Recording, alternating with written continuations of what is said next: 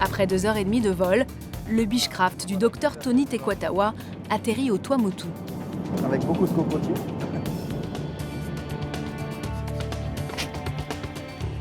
Parti de Tahiti il y a 4 heures pour évacuer un blessé, Tony le découvre dans le hall de l'aéroport.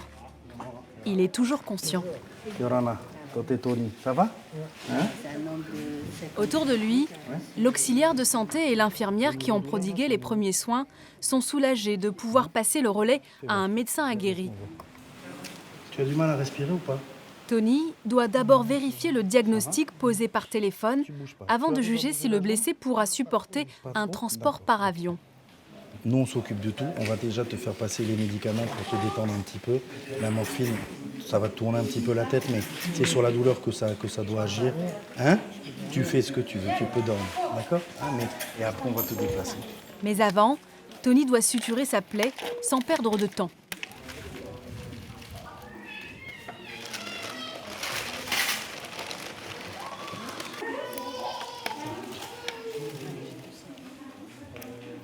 Guy, tu sens que la douleur, elle diminue? Ça commence? C'est toi qui me dis, hein, parce que la douleur, je ne peux pas l'évaluer, c'est que toi qui...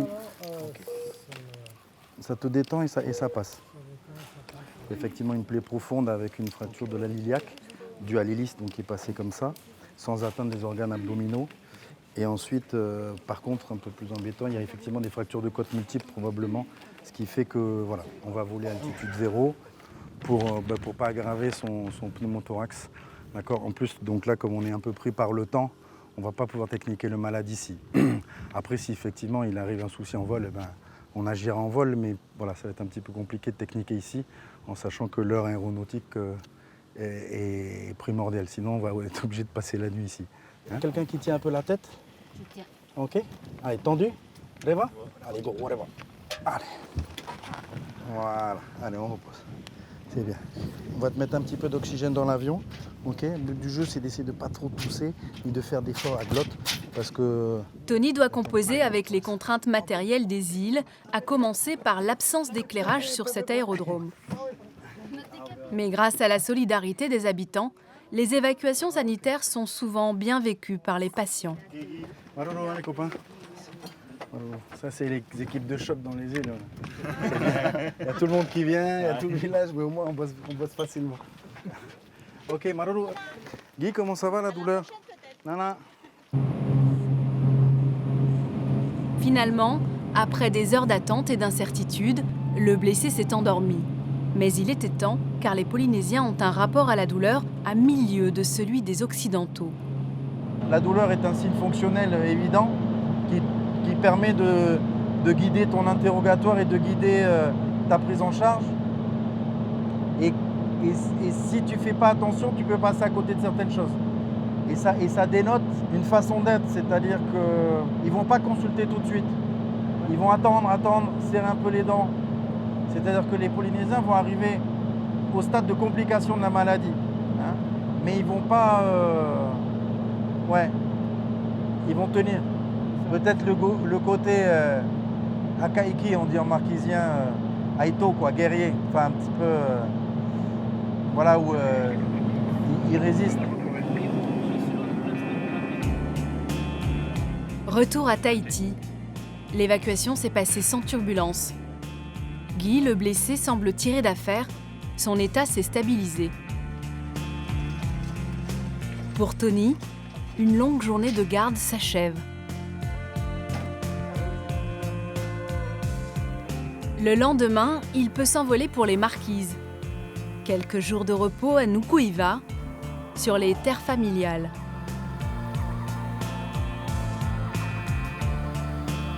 Rares sont les plages de sable blanc aux Marquises. Et la baie d'Anao abrite l'une des plus belles de Polynésie. Ici, Tony retrouve une partie de ses racines, de son identité.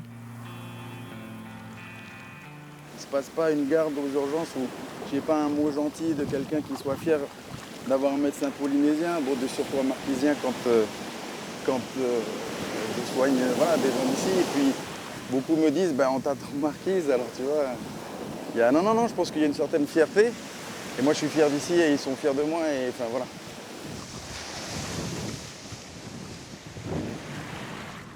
Chaque fois qu'il vient ici, Tony accomplit un petit pèlerinage. On arrive par le chemin sur le terrain de Tepau, qui est l'endroit où mon père et ma tante ont vécu en partie leur enfance. Une petite cabane, mais avec une belle petite vue sur la baie de Anaran. Alors elle est d'époque, hein, donc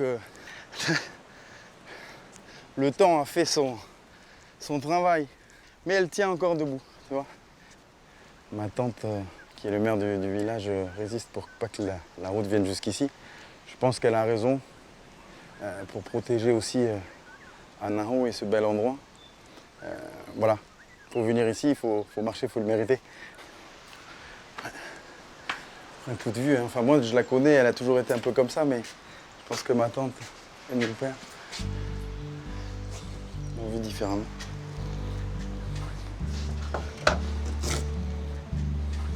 Regarde la vue pour le petit déjeuner ou pour le déjeuner, c'est pas mal. Hein?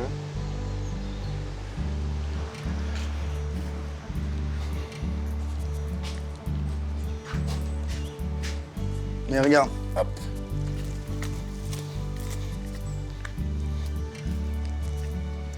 Les citrons.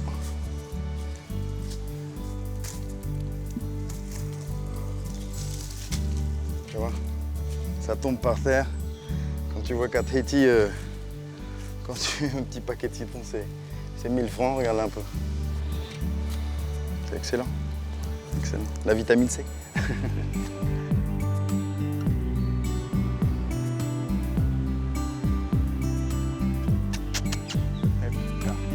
Pour rejoindre le village de sa tante, il faut emprunter le sentier cavalier ou contourner la montagne par la route, sans perdre de vue la Vierge blanche coiffée de corail qui veille sur la baie de Hattieu, le berceau familial de Tony.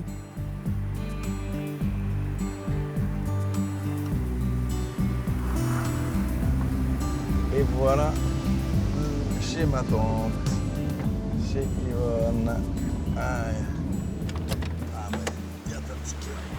C'est dans l'unique pension du village que Tony retrouve sa tante Yvonne et son frère Thierry. Tati. Non, c'est Lélia qui monte. Ça va? Mais bien, ça va. Tati. Et quand on Mais je suis content d'être là. Je suis content d'arriver à Hattieu et profiter un petit peu. C'est un peu grâce à elle que Hattieu ressemble à ça aussi. Voilà, une fierté de la famille. C'est la sœur de notre père, Thierry et moi. Voilà, c'est le pilier. Yvonne Katoupar est aussi le pilier de la vallée de Hattieu, qu'elle administre depuis 25 ans. Avec peu de moyens, la vieille dame se bat pour que la jeune génération n'oublie pas son histoire. Et sa plus grande réussite aura été la restauration d'un site archéologique majeur sur sa commune. Mais pour moi, c'est très important de garder vraiment les sites comme dans le temps. C'est très, très important de ça. C'est pour ça qu'on travaille beaucoup avec les gens, de demander pour venir aider, de remettre encore le site en valeur. C'est ça que je voulais restaurer.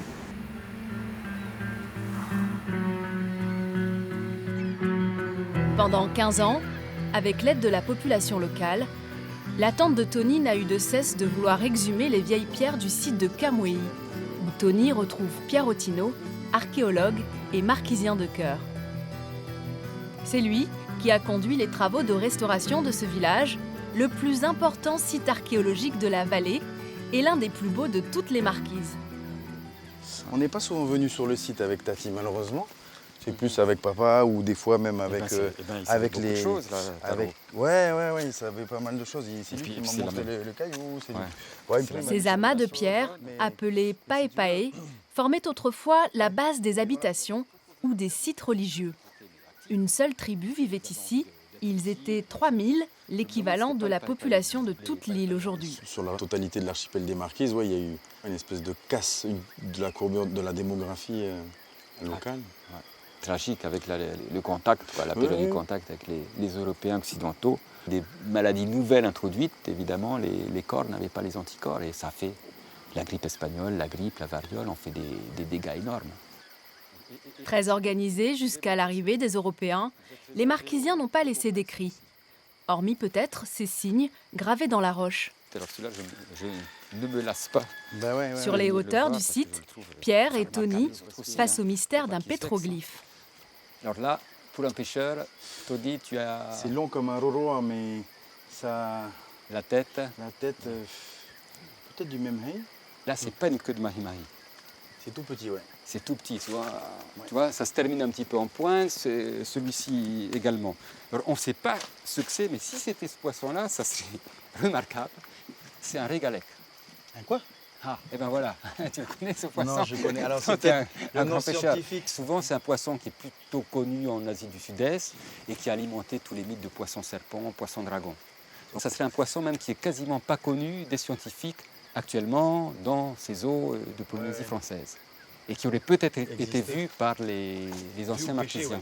Donc ce serait ce poisson, ça serait merveilleux, d'autant plus qu'il vit en grande profondeur. Donc le fond des océans, c'est la source de la vie, même les scientifiques occidentaux le disent. Mais pour les Polynésiens, Maui, il a dû pêcher les îles du fond des océans, il les a sorties comme un poisson, c'est un pêcheur. Hein. Donc l'origine de la vie, c'est au fond des océans. Et là, ce poisson permettrait de faire le lien entre la profondeur des océans et évidemment la terre, les îles, comme c'est le cas pour les tortues. Voilà, les plumes, Ouais, petites ouais. plumes pour faire Ça, c'est magnifique. On le voit bien. La visite se termine au pied d'un banyan multicentenaire. Refuge pour les oiseaux, cet arbre sacré symbolisait le chef protecteur et nourricier. C'est désormais le dernier témoin d'une civilisation marquisienne qui tente tout doucement de renaître de l'oubli.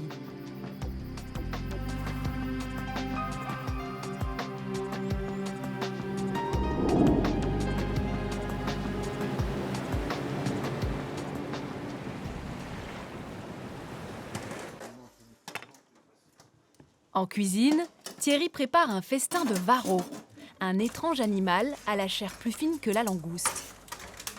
Et comment ça se fait qu'il est aussi énergique? Parce qu'il Il a été dopé? Non, voilà, j'essaie de les garder vivants le plus longtemps possible. Uh-huh. Donc, après, celui-là, il a bien récupéré. C'est-à-dire qu'il est très bien récupéré. Voilà. Je savais qu'il y en avait à Naho, mais c'est tellement rare et c'est tellement apprécié. Moi, j'en ai mangé une fois grâce à Yvonne et je pense que c'était le papa de Thierry, justement. Mais ben, il n'y avait pas grand-chose, c'était bien plus petit. Là, moi, j'en ai jamais vu des aussi gros. Je trouve que l'animal lui-même est extraordinaire. Hein. L'animal religieux, c'est ça que l'on appelle la squille. La squille, Varo, la squille. Hein. La squille. Vas-y, Frangin. C'est fait pour se défendre, hein, cette bête-là. Hein. Regarde ça. Là, il y a tout à manger dedans. Tout. Ça, tu connais, hein. Là, attends. Qu'un bétail. De retour à Tahiti, nous retrouvons Jean-Yves Meyer, notre biologiste, au cœur de la Grande Île. Jean-Yves a rendez-vous avec Noëlla, la maman de la vallée de la Punaru. Salut Jean-Yves. Noëlla, Yorana. ça va? Bien, et toi? Très bien. Waouh, c'est Magnifique. toujours aussi beau, hein, le plateau des orangers. Ouais, toujours aussi magnifique notre plateau. C'est pas mal quand même. Ouais. Donc, C'est une militante de la On va faire nature venir ces- et une ces des rares experts, guides de hein, ces montagne cinq en experts Polynésie. de Hawaï et Un de métier Nouvelle-Zélande encore dominé pour par les voir la hommes. faisabilité du projet de restauration, Cette vallée, installer elle la des connaît cultures, comme sa poche. raviser. Depuis 6 ans, elle accompagne des scientifiques qui, comme Jean-Yves, ont besoin de son expérience. En contrepartie, eux l'aident à protéger ce qui, pour elle, est le véritable trésor de la vallée, ses orangers. Et il y a des oranges là, en ce moment, vous allez à la cueillette des oranges? lundi, ça commence. On y va lundi. Ouais. Tu viens avec nous? On va aller chercher des oranges Bien la sûr, prochaine fois. bien sûr. D'accord. Mais ça sera ouvert lundi. Ça c'est super, ça c'est vraiment un événement qui associe un peu la tradition et la nature, quoi. Les gens Voilà. au moins ils sortent un peu de leur basse vallée, du littoral pour aller faire de Voilà. la cueillette. C'est quelque chose où pratiquement toutes les familles de Punavia se retrouvent là pour faire cette cueillette-là. Et certaines familles dans cette vallée, c'est depuis 3, 4, 5 générations aujourd'hui qui font la cueillette. Les orangers sont arrivés sur l'île de Tahiti il y a 250 ans, probablement sur les bateaux du capitaine James Cook. Oui, je vois. Ça, c'est Fragilisés par un champignon, ils ont totalement disparu du littoral. Les derniers subsistent ici, sur les plus hauts plateaux de la Punaru. Jean-Yves poursuit sa mission d'exploration. Nous le retrouverons plus tard au sommet du mont Oroena.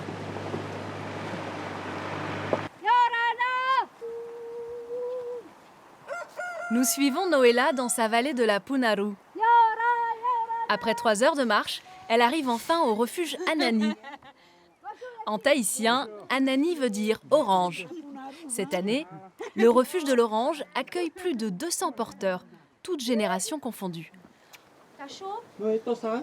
Mais ça m'en met là, on va gérer après.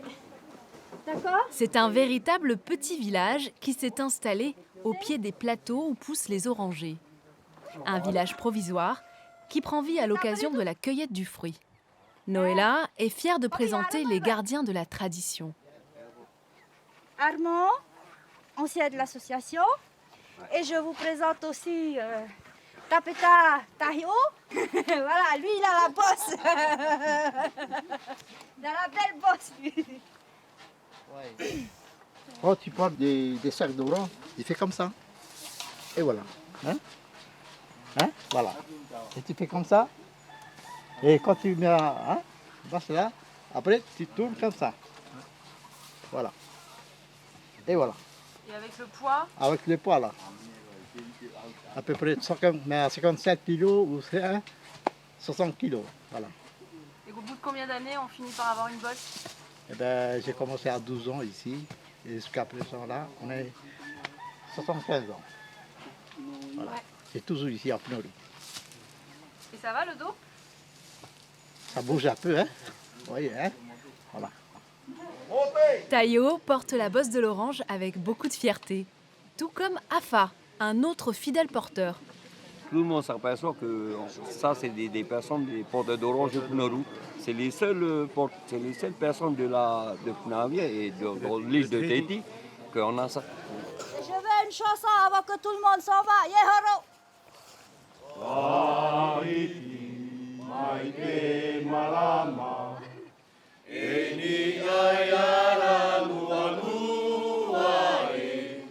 Chaque année, fin juin, un chant en l'honneur de la vallée ouvre le mois de la cueillette.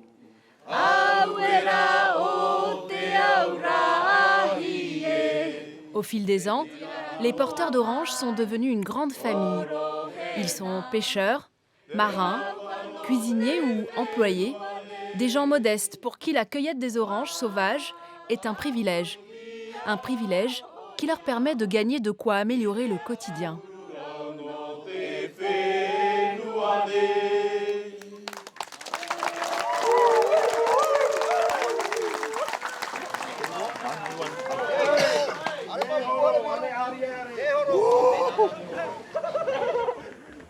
Le coup d'envoi est donné.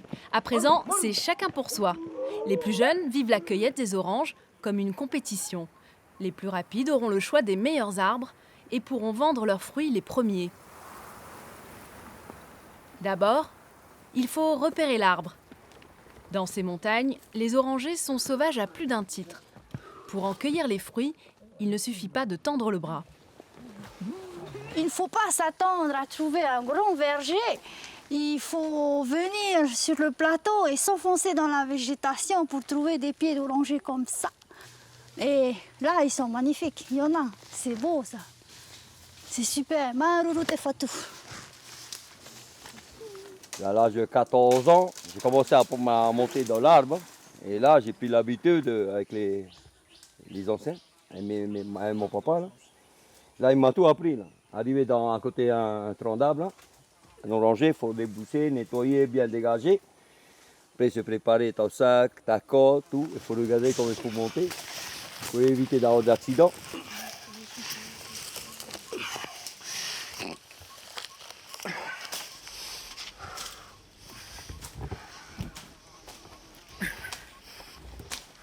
Afa a 50 ans et Gilbert 55.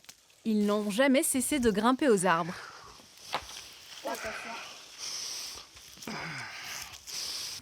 La cueillette des oranges, c'est d'abord une affaire d'hommes.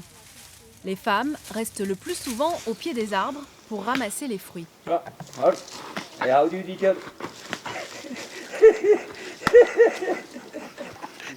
On est attaché à nos ancêtres, c'est les ancêtres qui nous appellent et qui nous tirent vers la montagne.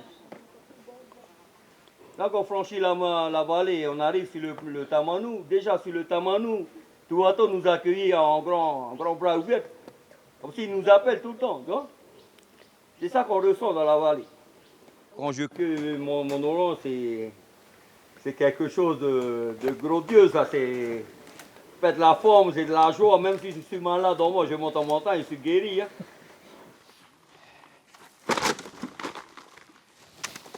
Voilà le pied. Bon. Ah, c'est bon. 60 kilos d'oranges sont répartis dans 2 sacs fixés aux extrémités d'un bambou. Tout est affaire d'équilibre pour Afa et son ami Gilbert. La descente peut commencer, jusqu'au refuge Anani dans un premier temps, avant la grande épreuve qui les attend le lendemain matin.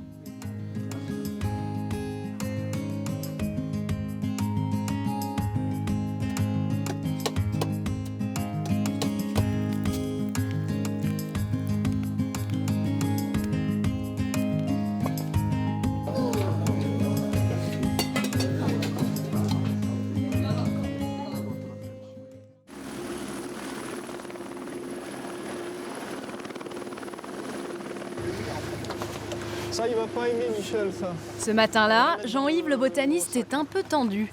Cette expédition scientifique, il la prépare depuis des mois. Tenue de combat. Et on a tout le matériel, même pour 2 jours. La nourriture, le matériel de sécurité, les cordes. Je suis très enthousiaste, c'est formidable. Une occasion unique. J'espère voir des plantes que je n'ai encore jamais vues et ce devrait être important pour la recherche scientifique. Vicky est américaine. C'est l'une des meilleures botanistes généticiennes au monde et elle est ici pour collecter des échantillons de bidens. À Tahiti, cette plante du Pacifique pousse uniquement au-delà de 2000 mètres.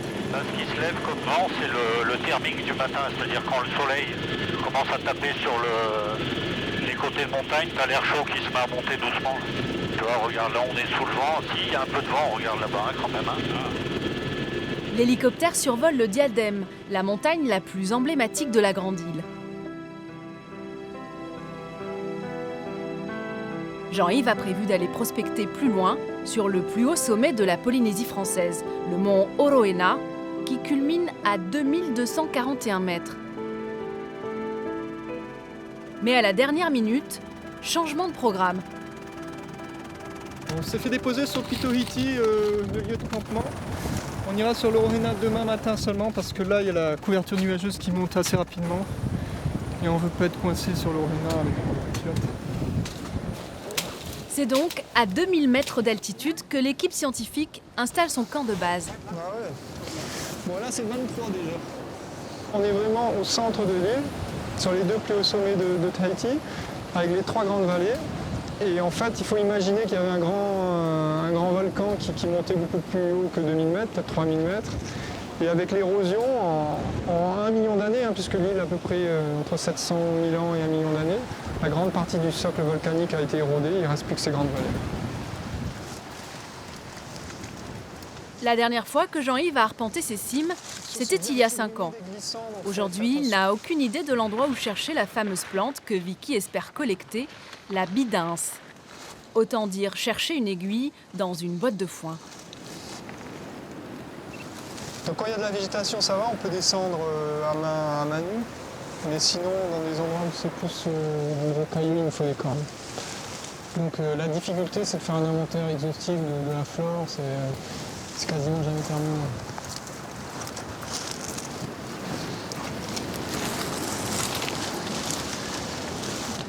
Fuchsia cirtandroides. Et cette espèce, c'est une espèce endémique de Tahiti, Fuchsia cirtandroides. Donc c'est la seule espèce de fuchsia qui est, qui est dans les îles du Pacifique, quoi. Ça a dû être transporté par des oiseaux. Comme ce fuchsia, La bidince qu'ils recherchent est devenue au fil du temps endémique de l'île de Tahiti. Autrement dit, on ne la trouve plus qu'ici, mais elle est menacée de disparition et figure désormais sur la liste des espèces protégées. On est à peu près à 1900-2000 mètres et effectivement c'est surprenant parce que la végétation c'est une végétation quasiment alpine, d'altitude, de haute altitude. Et on est loin du cliché des cocotiers de la plage et des cocotiers d'une île comme Tahiti.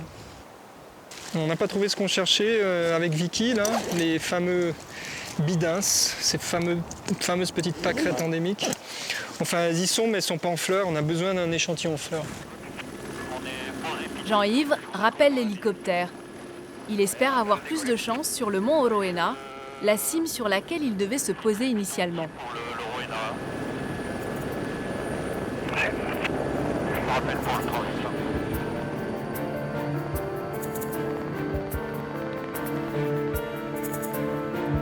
Vicky et Jean-Yves découvrent un paysage à couper le souffle.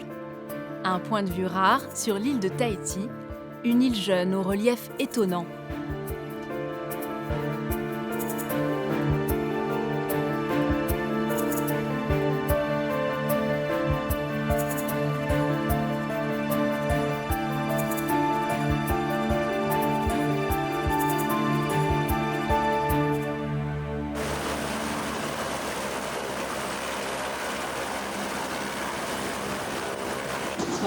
Ça t'a plu?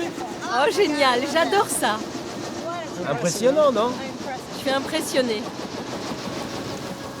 Pour dénicher des bidinces en fleurs, Jean-Yves et Vicky commencent par les versants les moins escarpés de la montagne, avant de s'attaquer aux pentes les plus dangereuses.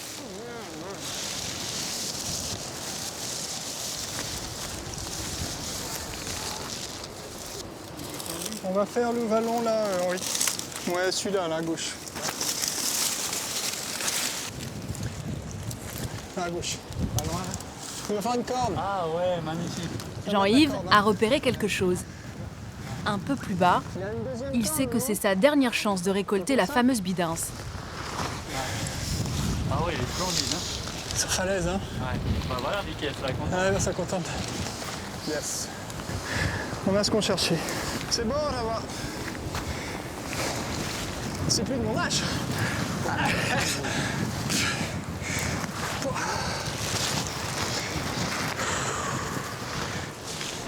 C'est bon? Tout le monde est vivant? De son côté, Vicky ne sait pas que la mission est un succès. Ah, Vicky. On a quelque chose pour toi. Qu'est-ce que tu as? Oh, mais t'es incroyable! Regardez-moi ça! C'est peut-être la fleur la moins romantique qu'un homme ne lui aura jamais offert. Oh, génial! Mais pour Vicky, cette fleur-là n'a pas de prix. On a réussi. Il y a du violet et du jaune. Cette plante ne pousse qu'ici, sur ces deux pics. Alors si on ne la trouve pas ici, on la trouvera nulle part ailleurs. À travers cette étude scientifique, on cherche à comprendre l'origine de l'évolution des espèces à travers tout le Pacifique. En un mot, à quelle étape de l'évolution se situe Tahiti par rapport aux Australes, aux Marquises et aux îles Hawaï. Pour ça, il nous faut des échantillons dont on va analyser l'ADN pour espérer découvrir comment les espèces ont migré. Ce qui nous aidera enfin à comprendre comment la vie a évolué dans tout le Pacifique. Il faut avoir de jeunes fleurs pour avoir le meilleur ADN.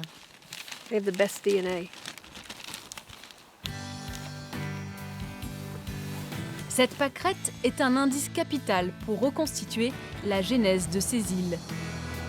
Premier colonisateur d'un volcan océanique, comment les plantes ont-elles pu se développer à plus de 5000 km du continent le plus proche ?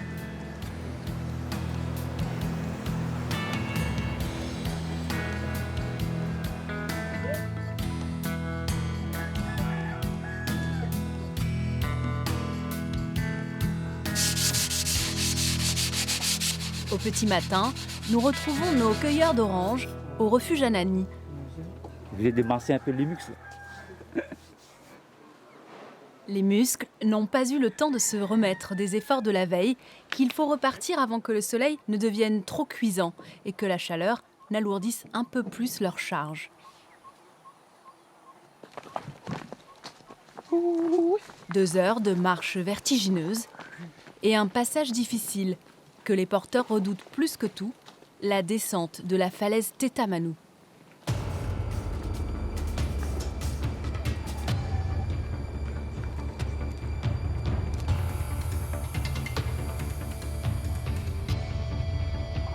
Surtout, sous-peser le risque avant chaque pas, car la chute peut être fatale.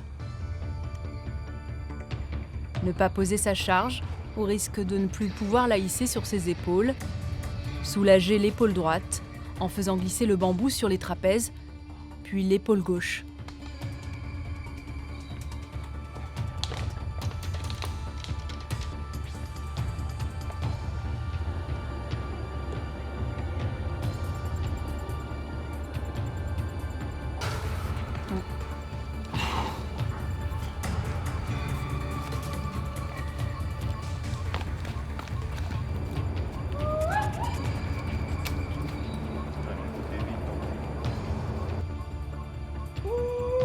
Les anciens comme Tayo et son frère Itoti le savent bien. Ils ont gagné le respect des plus jeunes et le symbole de leur vaillance a poussé entre leurs épaules. Précaution. Tout ça abîmé dans les genoux, là, tu vois. Voilà. Maintenant, les rotules sont foutues. Il faut graisser les rotules. Même le pied, il est un peu dégénéré, mais c'est pas grave. Tant qu'on peut marcher. Avec un petit poids dessus notre dos, on est heureux. Quand on est dans la vallée des oranges, on est heureux. Heureux, car la montagne est généreuse. Chaque année, près de 6 tonnes d'oranges sont descendues de plateau à dos d'homme.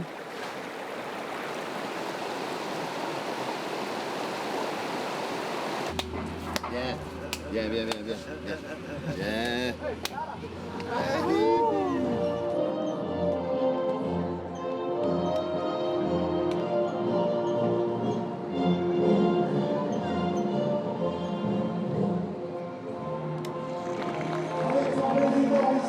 Le lendemain matin, au son de la Marseillaise et des applaudissements, les porteurs d'oranges défilent en héros. Ils portent haut les couleurs de leur vallée.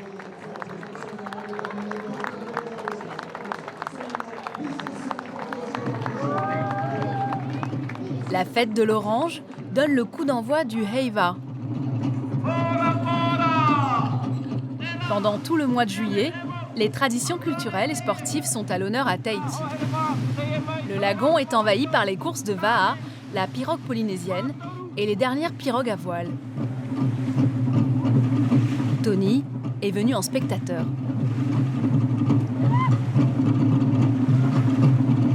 Ça va? Qu'est-ce que tu fais? Je pensais que t'allais être devant, moi. T'as pas pris la bonne option. Il y a un mois dans l'année voilà, où on renoue un peu avec les traditions. C'est vrai qu'aujourd'hui on est dans un monde à Tahiti, enfin plus à Tahiti d'ailleurs que dans les îles, qu'un monde complètement occidentalisé, avec tout ce qui va avec. Ce qui fait peur quelque part, c'est de perdre toute cette expérience qui a été acquise depuis des années, des dizaines d'années, voire des siècles. Voilà, donc il ne faut pas que ça s'éteigne. Si la flamme s'éteint, on aura perdu beaucoup d'expérience en fait. Mais c'est bien, il y a quand même on voit qu'il y a du renouveau au niveau de la culture polynésienne, avec le heiva, les danses, le tatouage, la navigation traditionnelle, c'est bien, c'est bien. Là on voit il y a le coco qui est... ils essayent de l'atteindre avec des lances. Démonstration de lancer de javelot à la polynésienne. Les concurrents viennent de tous les archipels.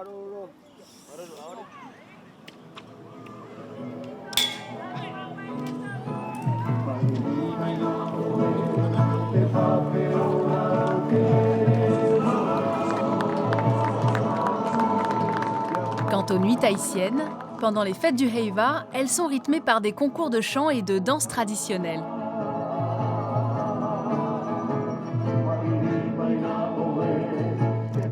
Ces divertissements, jugés trop lascifs par les missionnaires anglais, ont longtemps été interdits avant d'être rétablis par les Français sous une forme jugée plus acceptable, à l'occasion du premier 14 juillet célébré à Tahiti en 1880.